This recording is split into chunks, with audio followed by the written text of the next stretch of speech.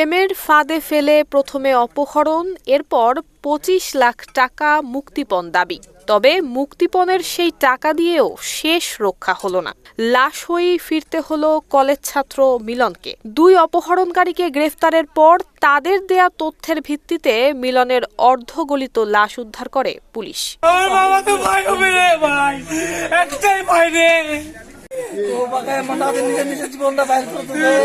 আপনার কি হবে চাচা? প্রেম কারো কারো জীবনে প্রশান্তি, আবার কারো জীবনে আসে অভিশাপ হয়ে।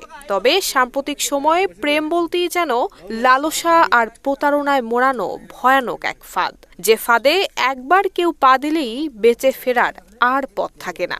নিয়তি যেন সেই পথেই নিয়ে গেল মিলনকে।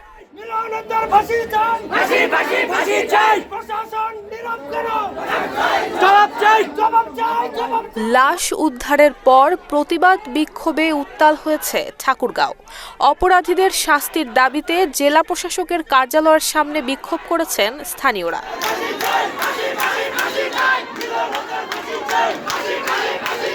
তাদের দাবি, অপরাধীদের বিচার নিজ হাতে করবে এলাকাবাসী। তবে আইন হাতে তুলে না নিয়ে অভিযুক্তদের দৃষ্টান্তমূলক শাস্তি দেওয়ার আশ্বাস দিয়েছেন ঠাকুরগাঁও জেলা প্রশাসক।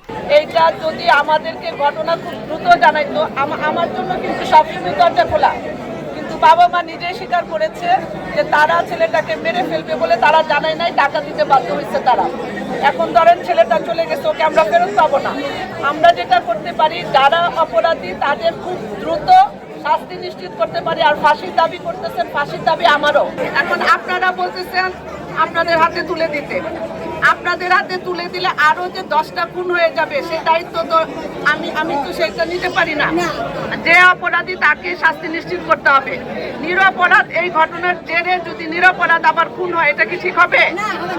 মিলন হোসেন ঠাকুরগাঁওয়ের পীরগঞ্জ উপজেলার খনগাঁও ইউনিয়নের চাপাপাড়া এলাকার পাঞ্জাবালির ছেলে। পড়াশোনা করতেন দিনাজপুর পলিটেকনিক কলেজে। মিলন হত্যার ঘটনায় গ্রেফতার ব্যক্তিরা হলেন ঠাকুরগাঁও সদর উপজেলার শিবগঞ্জ মহেশপুর বিটবাজার এলাকার মতিয়ার রহমানের ছেলে সেজান আলী। অপরজনের নাম এবং পরিচয় তাৎক্ষণিকভাবে জানা যায়নি। স্থানীয় সূত্রে জানা গেছে, সেজান আলীর বাড়ির পাশের একটি পরিত্যক্ত টয়লেটের নিচ থেকে মিলনের গলিত লাশ উদ্ধার করা হয়েছে।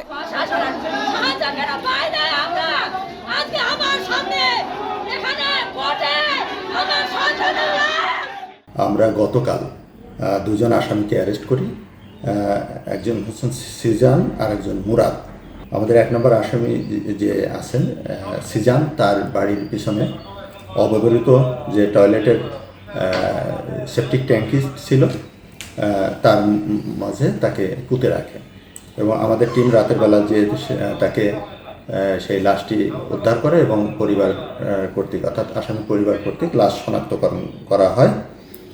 এর সাথে জড়িত মোসাম্মদ রত্না আক্তার ইভা, বয়স 19 বছর, তাকে আমরা অ্যারেস্ট করতে সক্ষম হই। এছাড়া আসামি মুরাদের হেফাজতে থাকা, আপনারা জানেন যে এর আগে কিছু টাকা লেনদেন হয়েছিল যেটা আমাদের জানার বাইরে। আমরা তাদেরকে নিষেধ করেছিলাম, কিন্তু আমাদেরকে না জানিয়ে তারা হয়তো তাদের সন্তানের নিরাপত্তার কথা চিন্তা করে টাকা দিয়েছিলেন। সেই টাকা থেকে 4,87,000 টাকা আমরা রিকভার করতে সক্ষম হই। নুসরাত জাহান মেহেক, ঢাকা পোস্ট। করা হয়েছিল। আমরা এই পর্যন্ত 3 জনকে অ্যারেস্ট করতে সক্ষম হয়েছি।